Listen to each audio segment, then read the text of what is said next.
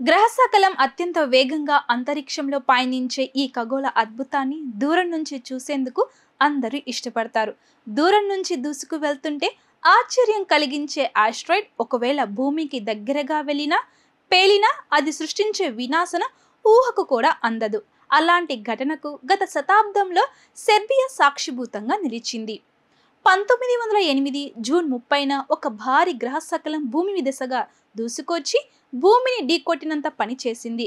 Serbia గగన తలానికి కాస్తంత ఎత్తులో బద్దలైంది.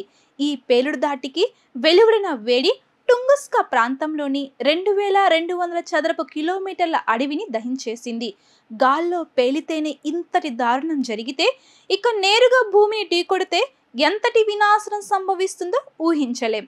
అయితే 2029 ఏప్రిల్ 13న అపోఫిస్ అనే గ్రహశకలం భూమిని ఢీకొట్టే ప్రమాదం పొంచి ఉందని ఇస్రో చైర్మన్ ఎస్ సోమనాథ్ ఆందోళన వ్యక్తం చేశారు. 370 మీటర్ల వెడల్పున్న అపోఫిస్ ఆస్ట్రాయిడ్ తన కక్షలో దూసుకు వెళ్తూ 2036లోను భూమి సమీపానికి రానుంది.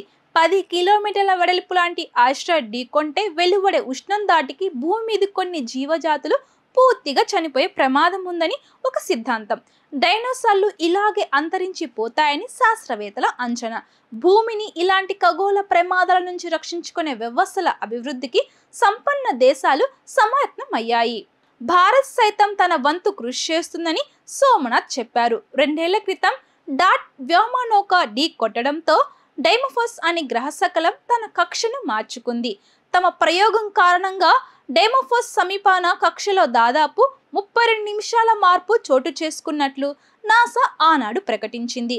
గ్రహశకలాల రూపంలో భవిష్యత్తులో భూమికి ఎలాంటి ముప్పు ముంచుకొచ్చినా సమర్థంగా ఎదుర్కోగల సామర్థ్యాలను సమర్పించుకోవడంలో ఇది కీలక ముందడుగు అని ఆనాడు ప్రపంచ దేశాలు కీర్తించాయి.